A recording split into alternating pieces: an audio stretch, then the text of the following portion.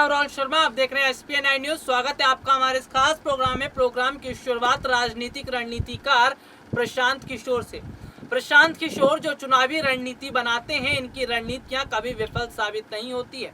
लेकिन ऐसे में अगर देखा जाए तो कांग्रेस ने प्रशांत किशोर से ही दूरी बनाकर अपने पैर पर कुल्हाड़ी मार ली है। यानी कि कहा जाए तो प्रशांत किशोर का साथ छोड़ना कांग्रेस के लिए बहुत बड़ा नुकसानदेह साबित हो सकता है। दरअसल मौजूदा समय में कांग्रेस पार्टी की हालत जिस तरह खराब हो चुकी है और पार्टी काफी हद तक टूट चुकी है, ऐसे में पार्टी को संभाल पाने के लिए कोई भी नेता इतना कारगर नहीं है। पार्टी के पास ऐसा कोई नेता ही नहीं है जो पार्टी को मजबूत कर सके। केवल प्रशांत किशोर एक ऐसे चुनावी रणनीतिकार हैं जो पार्टी को मजबूत कर सकते हैं। यही वजह रही कि पार्टी को मजबूत करने के लिए और पार्टी को एकजुट करने के लिए प्रशांत किशोर ने सोनिया गांधी के सामने एक शर्त रखी। प्रशांत किशोर ने सीधे तौर पर पार्टी आलाकमान सोनिया गांधी से कह दिया कि कांग्रेस में वो शामिल तो होंगे, लेकिन वो पार्टी के बड़े अधिकारी बनकर रहेंगे, यानी पार्टी उनके अंडर में रहेगी। ये बात सोनिया को पसंद नहीं आई और प्रशांत किशोर ने कांग्रेस का साथ छोड़ दिया।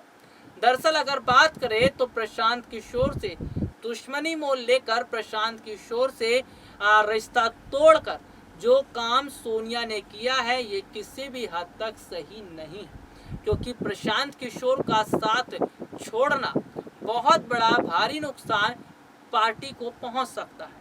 दरअसल आगामी समय में कई राज्यों में विधानसभा चुनाव होने वाले हैं। इसके साथ ही साथ साल 2024 का लोकसभा चुनाव भी नजदीक है। अगर बात करें तो उत्तर प्रदेश का विधानसभा चुनाव अपने आप में अलग रहेगा। ये चुनाव प्रियंका की राजनीतिक करियर पर बहुत ज्यादा असर डालेगा। दरअसल बीते काफी समय से प्रियंका गांधी का पूरा फोकस उत्तर प्रदेश के विधानसभा चुनाव पर है। दरअसल उत्तर प्रदेश का विधानसभा चुनाव बहुत बड़ा चुनाव है। इस चुनाव को जीतने के लिए प्रियंका को ऐसे रणनीतिकार की जरूरत पड़ेगी जो उन्हें जो चुनाव जीतने के लिए साम दाम दंड भेद का हर तरीका बनाए, और ऐसे रणनीतिकार केवल प्रशांत किशोर ही हो सकते हैं। लेकिन प्रशांत किशोर से दूरी बनाकर न सिर्फ सोनिया ने अपने लिए मुश्किलें खड़ी की हैं, बल्कि प्रियंका गांधी के लिए भी। चलिए अब आपको बताते हैं कि आखिरकार अगर उत्तर प्रदेश के विधानसभा चुनाव में कांग्रेस की हालत खराब रहती है और पार्टी सीटें नहीं निकाल पाती है तो कितना किस पर फर्क पड़ेगा और पार्टी के लिए आगामी समय के चुनाव कैसे रहेंगे। दरअसल इसके लिए आपको समझना पड़ेगा कि पहले उत्तर प्रदेश की विधानसभा सीटें कितनी हैं। उत्तर प्रदेश की कुल 403 विधानसभा सीटें, और अगर देखा जाए तो फिलहाल मौजूदा समय में उत्तर प्रदेश के अंदर योगी सरकार की पकड़ काफी मजबूत है।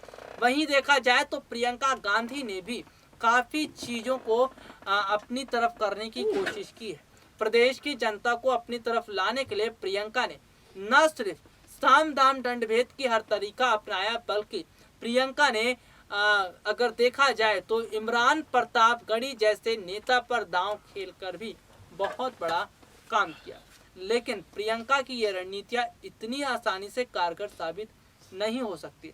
उत्तर प्रदेश के जो विधानसभा चुनाव है, इस चुनाव में जनता के वोट पहले से बटे हुए हैं और यहाँ पर वोट निकालने की बात अब आती है। अगर प्रियंका गांधी वोट निकालना चाहती है तो उन्हें ऐसे अनुभव व्यक्ति की जरूरत पड़ेगी, ऐसे अनुभव रणनीतिकार की जरूरत पड़ेगी जो प्रियंका को ये समझाएं और बताएं कि आखिरकार जनता का वोट अपनी तरफ कैसे करना है, क्योंकि उत्तर प्रदेश की सियासत शुरू से ही बहुत अलग है। यहाँ पर जाति के हिसाब से जिस तरह वोट बंटते हैं, ये वोट पहले से बटे आ रहे हैं। कांग्रेस काफी समय से उत्तर प्रदेश के अंदर काफी ज्यादा पिछड़ी हुई है। पार्टी ने प्रदेश के अंदर ना तो कोई जगह बनाई और ना ही किसी तरह की मजबूत स्थिति पार्टी की दिखती नजर आ रही है। हालांकि अगर बात करें तो प्रशांत किशोर ऐसे रणनीतिकार थे जो न सिर्फ यूपी चुनाव में प्रियंका की मदद कर सकते थे, बल्कि आगामी समय के चुनाव में कांग्रेस की कमजोर स्थिति को मजबूत करने का काम भी कर सकते थे। लेकिन जिस तरह से सोनिया गांधी केवल राहुल और प्रियंका पर फोकस कर रही हैं, ये बात पार्टी के नेताओं को भी चुभने लगी है। पार्टी के ऐसे ऐसे नेता जो कई वर्षों से पार्टी के साथ जुड़े हैं, पार्टी में उन्होंने अपना पूरा योगदान दिया है, उन नेताओं को सोनिया गांधी ने पूरी तरह दरकिनार कर दिया। आज राहुल और प्रियंका का चेहरा ही सामने दिखाई देता है, जिससे पार्टी के तमाम ऐसे नेता हैं जो सवाल खड़े करते हैं कि क्या आगे भी राहुल और प्रियंका का चेहरा ही दिखाई देगा।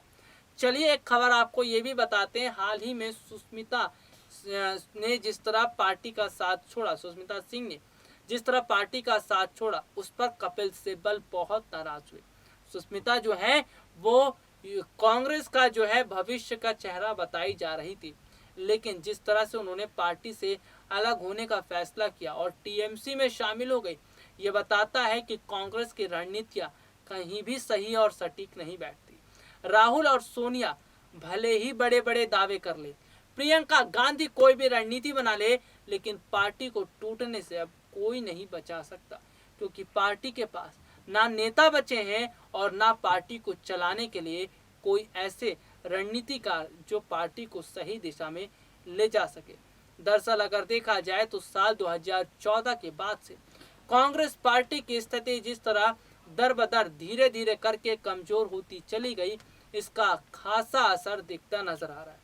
वैसे आपको बता दें कि आगामी समय में यूपी चुनाव बहुत कुछ बता जाएंगे। यूपी चुनाव के जब नतीजे सामने आएंगे तो साफ हो जाएगा कि प्रियंका गांधी की जो आंधी है वो यूपी में कितनी चली और प्रियंका का जादू कितना प्रदेश की जनता को लुभा सका।